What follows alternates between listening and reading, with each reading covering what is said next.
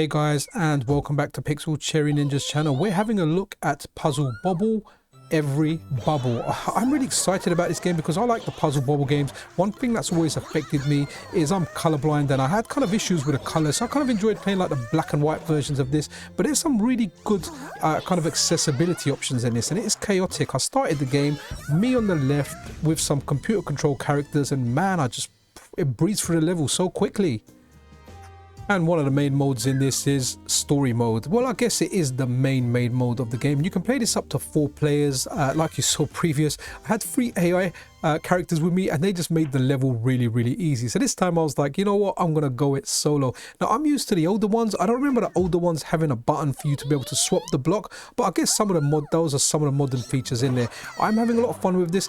We're gonna have a look at the accessibility feature that I found very useful in this, and I am going to be playing this game because I like Puzzle Bobble, but the issues I've had is telling the difference between the colors. But story mode is awesome, and it gets more difficult as you progress naturally.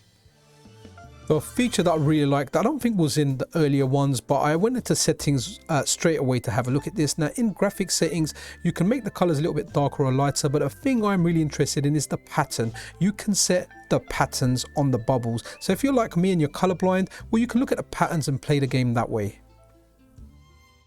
And as I'm going through the story, I thought, you know what, we've tried 4-player and then we've tried 1-player, I thought, let me just get another little dinosaur with me and do it 2-player, and I cleared it with 1 shot with the computer's assistance.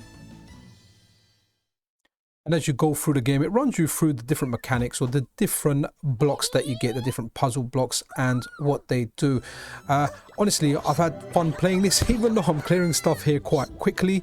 The computer is actually really good. It makes the game easy. It almost feels like you're cheating.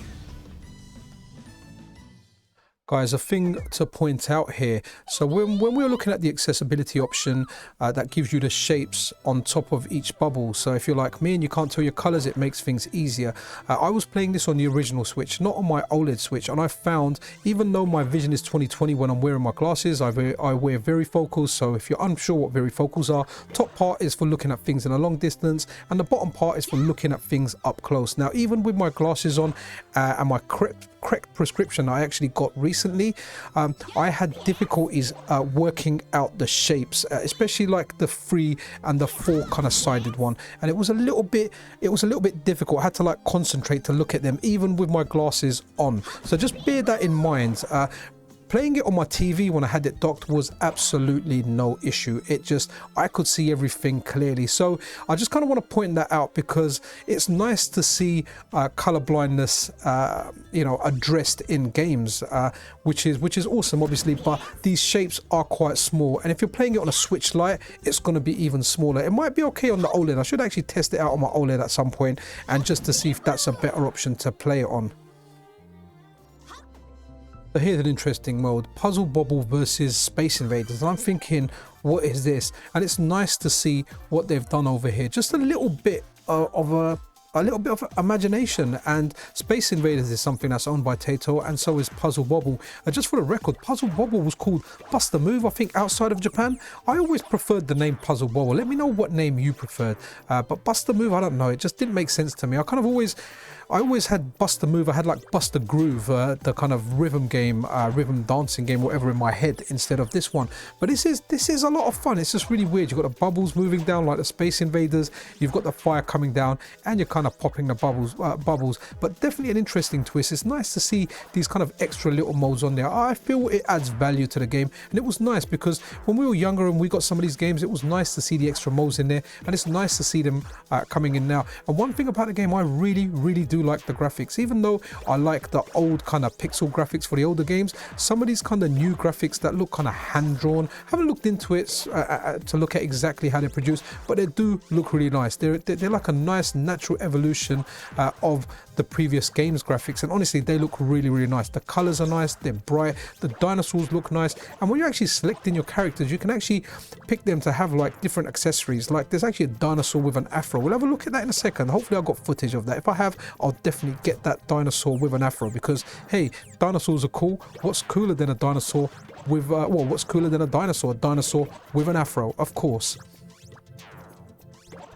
Okay, so here we are. So you get to select your dinosaur. There's two versions of them, two males and two females. I think it's like the green and the blue dinosaur, and the female kind of equivalents. Forgive me on the colors if I do get any of them wrong, but here you go. You can pick out of them, and going through the selection, yes, I had to pick the one with the afro. And selecting that question mark on the title screen will bring you over to the rules and instructions, where it gives you a little brief outlook of the controls and instructions for the particular game. So if you're unsure how to play the Space Invaders one, do check it out.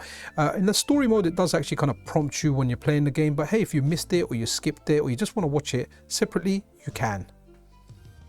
The game also features a versus mode, which is local versus and online versus. I didn't check out the online play here. I just wanted to play this with myself and kind of chill out, and this game is a very relaxing and chill out game. It's nice to see the different modes that are in here. The main mode you're going to be playing most of the time is story mode, and it is a lot of fun. It's fun playing it by yourself, and you can add like CPU characters in there, but I did find they're really good, and they just, the level just happens to, or you finish the level too quickly. Now this game's available on the Nintendo eShop. It was released a few days ago. It's quite high in price, personally I think, at $34.99. So if you're not in a hurry to play it, maybe wait for a sale. There is a demo available on the eShop, so if you want to check that out for yourselves, check it out, and then decide for yourself if you want to make the purchase for yourself. But I do like the accessibility option in there that adds the shapes to the bubbles, even though, like I said, it's difficult to see on the smaller Switch models. Now this is also coming, it's available to pre-order on Strictly Limited Games as a physical release. Now I'm looking at the website now.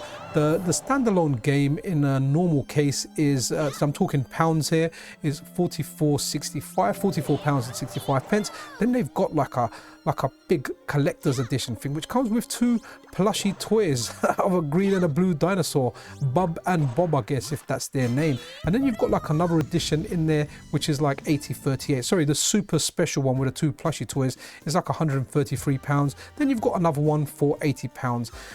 Again, if that's your kind of thing, I'm not so much into collecting physical media anymore. I don't have much physical media. In fact, I do have a bit for the Switch, but this is not something I'll get as a physical thing. I'm quite happy with digital stuff these days, but that's fairly awesome to check out, guys, if that's something you want to do. But that's really it for this video, guys. I kind of enjoyed the Puzzle Bobble games, and I have done over the years. There has been some frustration due to my color blindness, but it's just nice to see it being addressed in this game. Now it may have been addressed in previous games. I haven't played all the games over the years, but I think this is a nice fit for the Switch. But that's really it, guys. I hope you enjoyed this video. If you did, thumbs up, really appreciated. A subscription, super appreciated. And I'll see you guys around in the next video. This is Pixel Cherry Ninja out.